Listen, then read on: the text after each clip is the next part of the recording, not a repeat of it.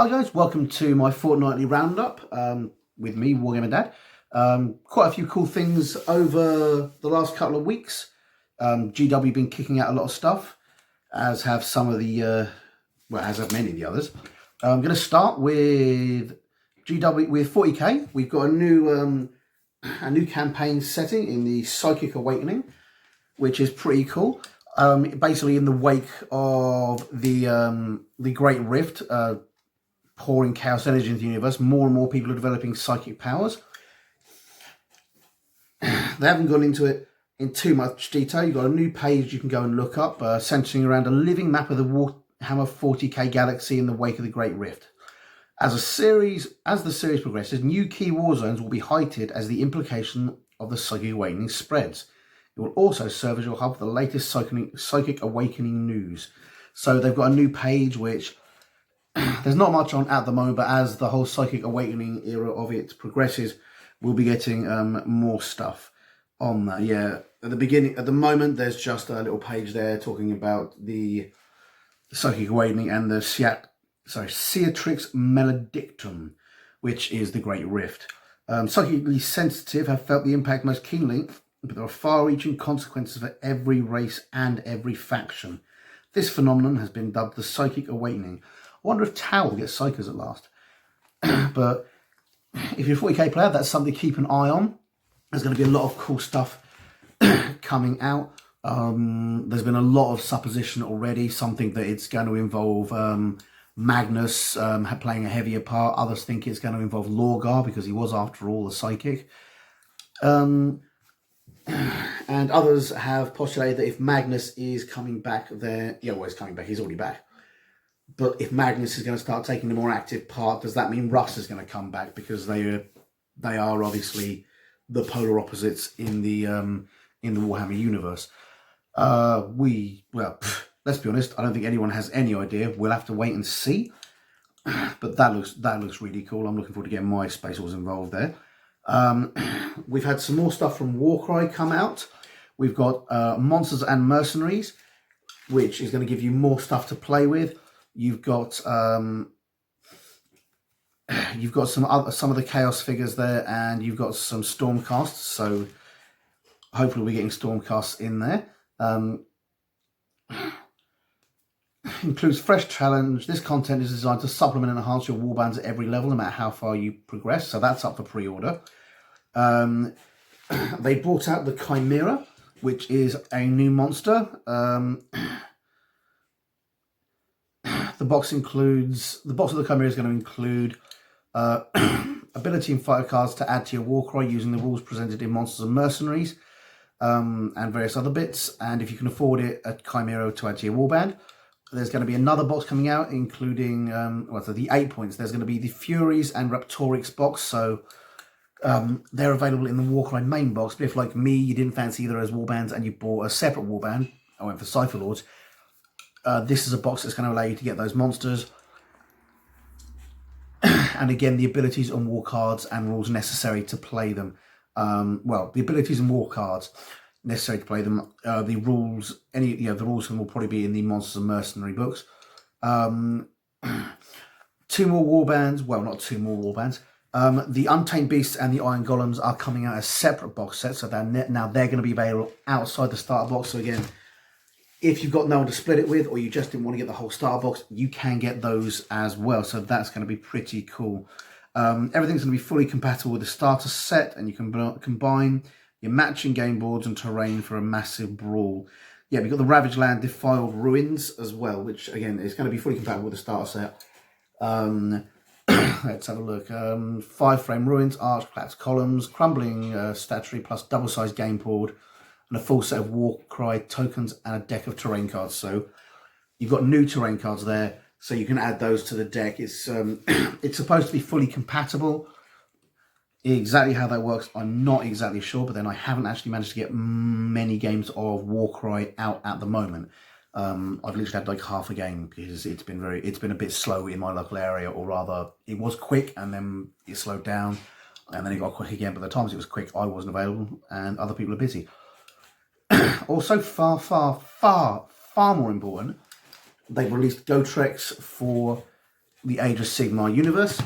For those of you who aren't familiar, Gotrek was one of the most popular characters in the old fantasy universe, along with his companion Felix. They haven't released Felix.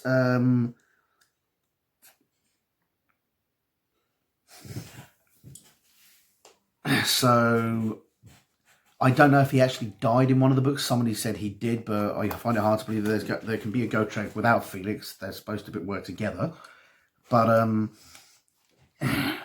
at this point, it's just Gotrek, who is frankly the most badass slayer in either the old world or the Forbidden Realms. Forbidden Realms? Mortal Realms, thank you. So I've got a big poster behind me which says on. In addition to that, they've released in the Barnes and Noble stores in the US, we've got Combat Arena, Dreadfane, and Stormvault. United States and Canada are exclusively offering 3 games designed to offer fantastic standalone board game experiences in the Warhammer universes: Combat Arena, Warhammer Underworld's Dreadfane, and Stormvault. So apparently you can only get those from Barnes and Noble in the US and Canada. I don't know if they're going to be coming out here later. I kind of hope they will, but frankly, who knows? We will have to wait and see. More from the AOS universe. Obviously, they've been building up the new sort of skeletal golem armies. I wouldn't say hot on the heels, but certainly they've just done the Nighthorn army. So GW are really giving a lot of love to Nagash at the moment. You've got these quite meaty skeleton hordes, which aren't actual undead, but rather creatures imbued with undead energy built from multiple bones. We've got a new, they've got the Ossiarch Bone Reapers, which were previewed at Nova, and we've also got these guys, which are called, where's the name? Just looking for the name on that. The Gothazar Harvesters, which are basically massive bipedal and towered war engines. As you can see there, they basically storm through the battle lines, picking up dead bones, which they then take back to be made into more creatures, or to be raised in their own right, depending. And there you've got the Bone Reapers, which are kind of like, as some people point out, it's like the Necrons and the Tyranids had an AOS baby. Looking at these, they look good. I'm kind of hoping that they will provide a less breakable set of models. One of the problems with most of the undead stuff has always been the models are very fine, very finely detailed, and a pain to transport because they're just so fine and easy to break. These guys are bigger and chunkier. As you can see there, we've got loads of guys, including these sort of weird giant reapers, normal skeleton sized guys, and this guy who's a combination of half a dozen generals or something like that. Well, 4 generals, each one taking the front in different situations. So he's like 4 undead combined, which is the next awesome thing that Nagash is getting access to. Like I say, he's getting a lot of hugs at the moment, so that's a bit. It remains to be seen what other factions are going to get, but it'll be nice to see when they do. Puppets of War, going onto their website for a minute, they brought out some Bargheists. They brought 2. They brought a Predator pack, which has these weird sort of alien faces on, which are good for sci-fi or fantasy, and they brought out the Bargheist Hound pack, which has more classic hound-like heads on, which again, they'll be good for sci-fi or fantasy. Anywhere where you need an alternate sort of wolfing, if you're looking for Chaos Hounds, if you're looking for a not entirely wolfy replacement for your own brand of Space Wolves, or if you're looking for something cooler, I'm sure these could be used quite easily as replacements for certain beasts in the Warcry game. They're available now from Puppets War, along with, if you fancy it, these Psionic Staffs, which are another weapons edition there. There's another cool little expansion you can add onto your librarians or psychers or chaos warriors or whatever you want, really. Puppets of War just continuing to bring out the awesome as they often do. Well, it's a little bit of Forge World news.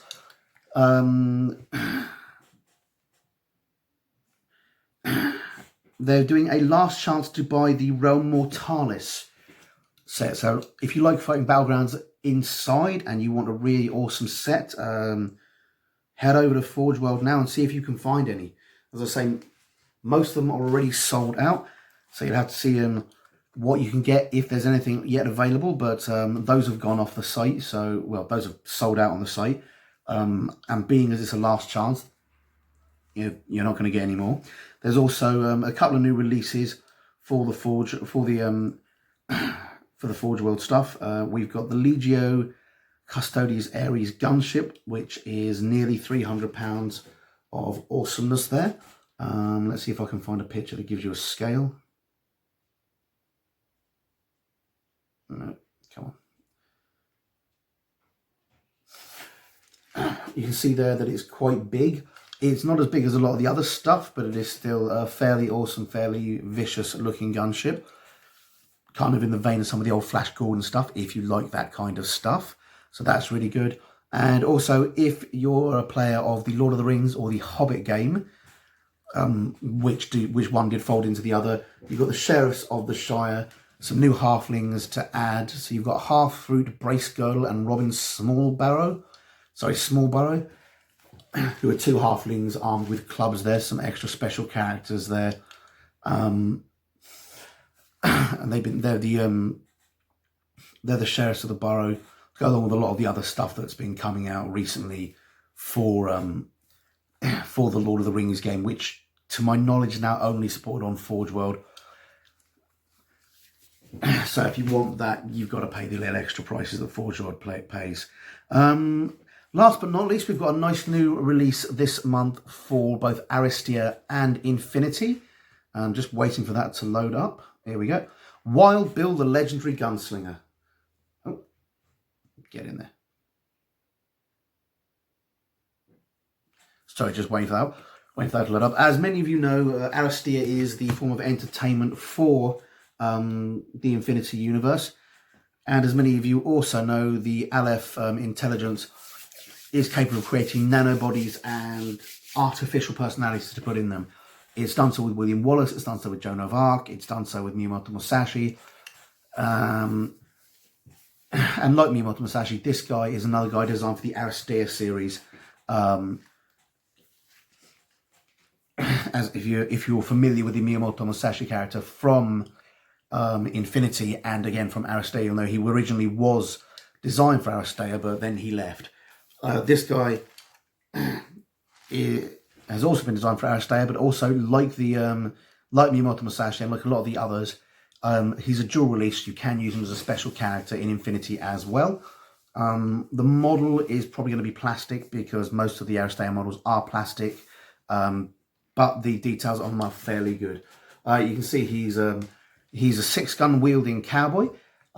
He's in fact wielding 2 multi-pistols, which means they have multiple ammunition types. They've got AP shock, they've got stun, and they've got double action available to them. He has they're new pistols to the Infinity World, so we can expect to see more of them.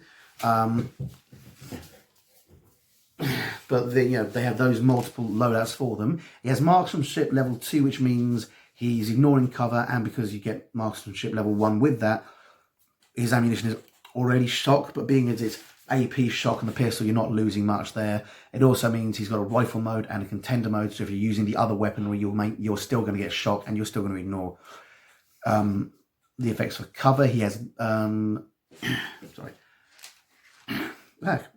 he also has a new ability to the Infinity game, which is which is Fatality 1, which represents his ability as a gunslinger to kill people and does additional damage. So the pistol weapon ability is 13, so he's going to be doing 14. Pistol weapon strength, sorry, is 13, so he's going to be doing 14 damage. So damage is 14 damage, and he's dual wielding 2 multi-pistols, so he's going to be doing 3 shots at 14 damage, which is fairly respectable. Obviously, the pistol range is +3 in the 8 range band. With his ballistic skill of 13, he's going to be shooting at 16 in his range band, but he's not going to be much cop outside his range band. He's got the contender, which gives you the 8+ range band, and the rifle, which obviously gives you the rifle range band. Those are still going to come with shock when used. They're still going to ignore armor when used, and are still going to do 1 additional damage when used, just because he's a bit better with all his weaponry because of the fatality. Yeah, because of the fatality skill. So that makes him pretty good. I mean, he's just basically got those weapons, but slightly better. He's also got hyperdynamics, which is pretty cool, and no wound in cap, which with most models, that's pretty good. He is a mercenary, but he's kind of Ariadnan as well, and he can fit in with the US Ariadnan force particularly, which kind of makes sense. But he also fits in. Yeah, so that's pretty cool as well. So he's got armor 1, but he's going to be dodging on 14 because of the hyperdynamics. So he's got a certain level of survivability, but he's still going to die like light infantry. Which is what he is. He doesn't come with any of the Ariadnan sort of unhackable advantages because he is basically an artificial life form. And he does come with a cube, which is unusual for even the US Ariadnan troops. In addition to that, he works on the standard order pool, so he is going to add to your order pool if you take him and find that you can't get a use out of him. So he's not too bad there. Points-wise, he is 25 points for his contender and 27 for his rifle version. So again, not terrible. They're not. He's not cheap, but he's not as expensive as Kazakh veterans or anything like that. So yeah, pretty good.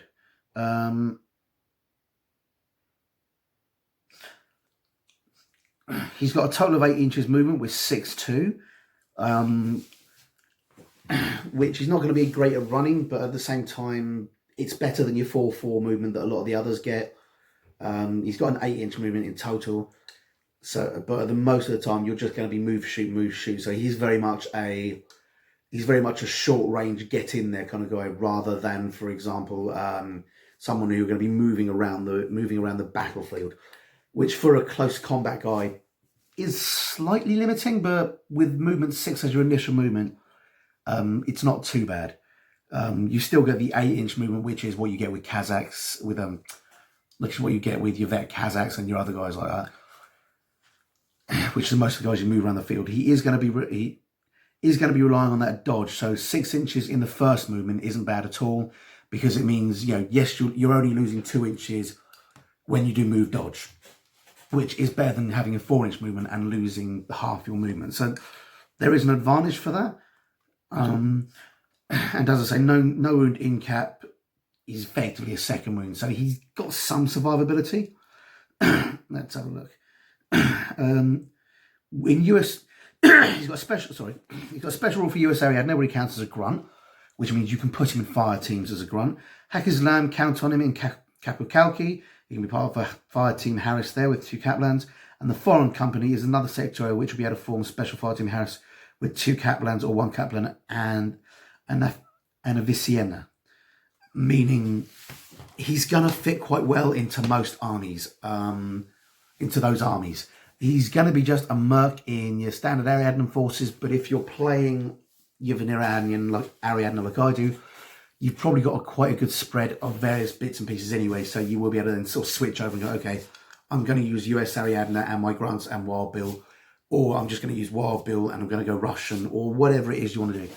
But yeah, he's pretty cool. It's nice to see a bit of love going back to US Ariadna. Obviously, most of the stuff for Ariadna has been part of the Kazakh army recently, but yeah, I'm looking forward to him coming out. I'm probably going to pick up the model just because it's a very nice model. But as I say, if you are playing with Ariadna, remember he's got a cube. He is hackable. You can mess up his ship. Obviously, he's light infantry, so he's not hackable completely, but etc., etc. Okay, that's all for this couple of weeks, guys, and I'll see you in a couple of weeks' time when we'll see what's coming out then. Bye bye. Hi guys, hope you enjoyed that video, and if you did, remember to like and subscribe to my channel. I'm also on Facebook and Twitter. Not sure why, but I am. So if you like it, see me there, and please tell your friends. Thanks very much. Bye.